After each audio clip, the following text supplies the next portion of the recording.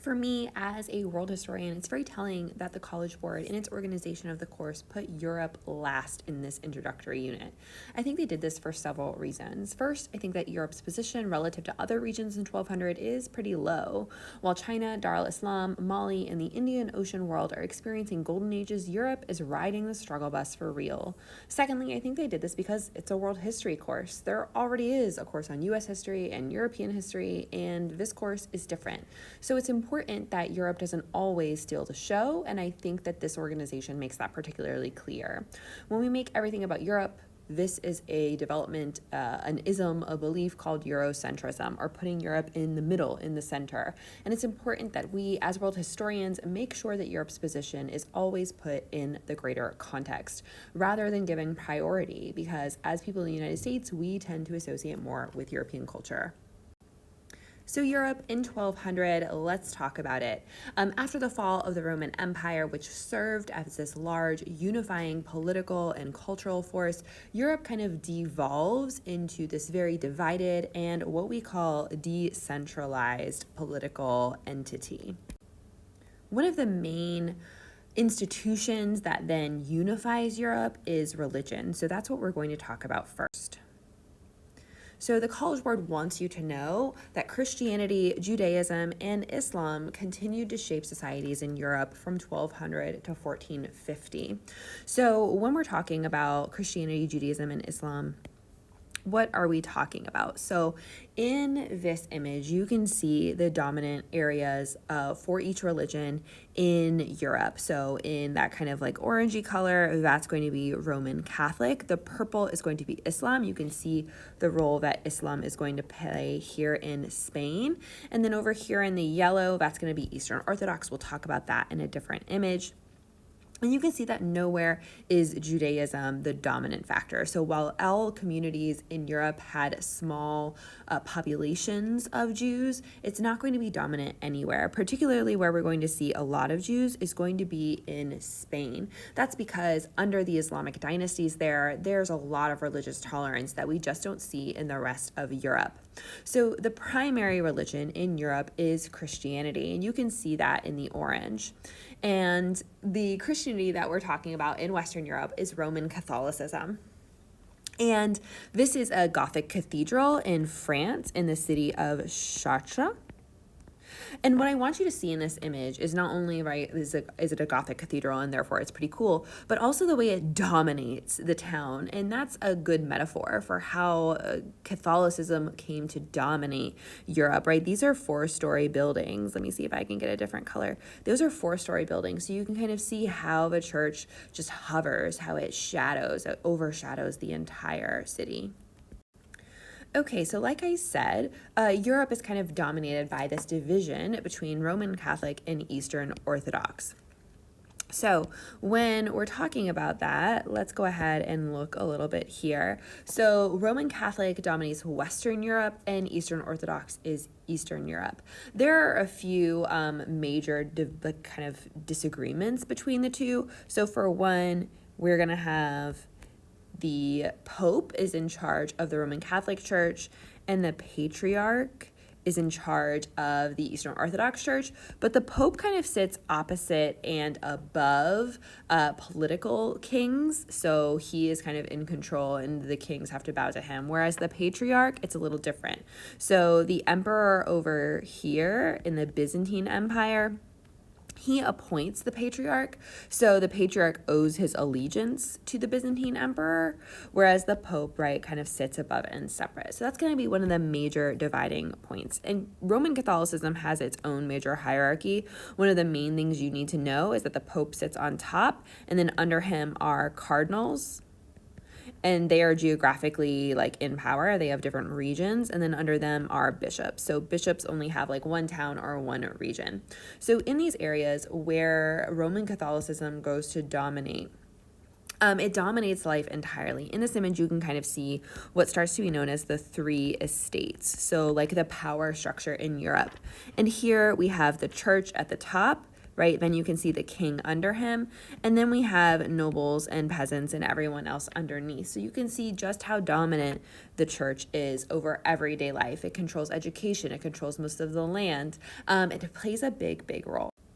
So let's talk a little bit politically. So politically, governmentally, Europe is politically fragmented and decentralized, right? This is what College Board wants you to know. We have decentralized monarchies. We have this system called feudalism, right? Look at this ism. That's a belief system, an ideology, and the manorial system. So the big thing here is that Europe is decentralized. So what do we mean by that? So rather than having one big overarching political entity like the Roman Empire, instead that would be centralized. Instead, all of that central control has evaporated. It has devolved. And instead, we have multiple competing political entities. So what that ends up looking like is that there are a bunch of different smaller competing kingdoms in Europe rather than being controlled by everyone. So this happens because the Roman Empire collapses and everything becomes small scale. Everything becomes localized, right? There isn't the big empire to patrol the borders, to keep the roads safe, to make sure that taxes get paid. And what ends up developing for this small scale system is a system called feudalism. So in feudalism, right, it is the political organization of Europe at the time. And what it does is we have the king, right? The king is at the top, and he owns a lot of land. But he doesn't have the technology or the skills or the wherewithal because of the time period to manage it all. So he has to subdivide his land, and he subdivides it by giving it to the nobles. So those nobles get more land. This land is called a fief. Then the nobles, they also don't have the skills or the wherewithal to manage all their land. So they give it to the people below them, which are typically knights. Then the knights, they're busy fighting, like that's what knights do. So they can't actually work the land. So they give it to other people, peasants or serfs. And we'll talk about serfs in a little bit, but they subdivide it again. And these are the people who actually work the land. So land goes down the pyramid, and up the pyramid goes some form of service. So it's fealty, which is like loyalty that you swear. So fealty goes up the pyramid, and services. So if you are a peasant or a serf, it's food crops. If you are a knight, it's fighting. And if you are a lord, then you pay both knights and also taxes and stuff to your king. So this is the political structure. It's small scale. It's reciprocal, right? You give and you get, unless you're like down here and then you're maybe a little sad.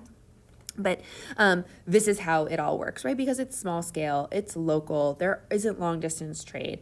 And that brings us to the next thing that College Board wants you to know, which is about the economic small scale system that is happening in Europe. So here we have it. It is called the manorial system. This is the economic structure of medieval Europe. And it's all based on the manor. The manor here, right, where your knight, your lord, your whomever lives. And this is their domain, right? It's their fief, their fief. And it is self-sufficient. It is small scale and self-sufficient. And that's the point, right? Because there isn't any long distance trade because it's not safe. There is no overarching political entity to control it. So socially, Europe was largely agricultural, right? We've talked about that manorial system, that agricultural system, and it was dependent on both free, so these are our peasants, and coerced labor. These are our serfs. So now we are going to talk about serfs. So we've talked a little bit about coerced labor before, but coerced means forced, right? That essentially in one way, shape, or form, you are being forced to work. So that could be enslavement, that could be indentured servitude. But here we are talking about a particular form of coerced or forced labor called serfdom. So what is serfdom? So serfs are at the bottom of the hierarchy in feudal Europe and medieval Europe, and they are tied to the land. So like, you're born on a manor, you stay on that manor, you like belong to that manor. So say that the Lord, he dies, he has no children, it gets passed to somebody else, you're tied to that land. You have to ask permission from the Lord to get married. If you want to get married to someone on a different manor, you have to ask permission. Where are you going to live? How does that all work? Right? And so you're not a slave, but you're not exactly free, right? You owe a certain amount of labor as a form of tax almost to your lord. So that's how serfdom works, right? And it really dominates how things function in medieval Europe. So we see it also in a lot of the art. So you can kind of see here, right, here's kind of a representation of the manor house, and here are serfs working the land. You can see how it's all nice and self-sufficient. And you can also see in this image, this one over here, kind of some of the agricultural tasks that serfs would perform and just how agriculturally dependent Europe was at the time. As we start to get closer to 1450 from 1200, though, we start to see things begin to change. So we do see some new methods of farming, like the 3-field system, develop. This is essentially where you rotate your crops, you divide your fields in 3, and one is always fallow, so that means that you're not growing anything, and you rotate crops through so that way you don't exhaust the soil. There's also a new horse collar, so you can use horses to plow instead of cows, because cows are like annoying and slow. Horses are way better. Agricultural productivity begins to increase because of these. Because agriculture is more productive, fewer people need to farm. Because fewer people need to farm, they can do other things. There were even some attempts to question and overthrow feudalism. As you can see here, the serfs have tried to rebel, but they've been kind of brutally put down, so it hasn't worked. So we're going to have to wait for some other changes to really get things started. One of those major changes that start to question the developments in Europe, like serfdom and the political decentralization and their kind of just generally backwater status, is the Crusades. So while the Crusades are inspired by religious zealotry, kind of extreme religious belief, where Christians believe that they need to take the Holy Land of Jerusalem and these holy Christian sites in the Middle East back from Muslims, what that actually serves to do is kind of trigger the Renaissance in many ways, because Europe, which had kind of been wallowing in what we would call, quote unquote, the Dark Ages, instead served to reconnect Europe to its classical past of Greco-Roman learning, also to reconnect Europe to the trade routes of the rest of the world. With the introduction of those luxury goods, of those new ideas, or maybe even old ideas, Europe is set and ready to rejoin and even come to dominate the world historical system.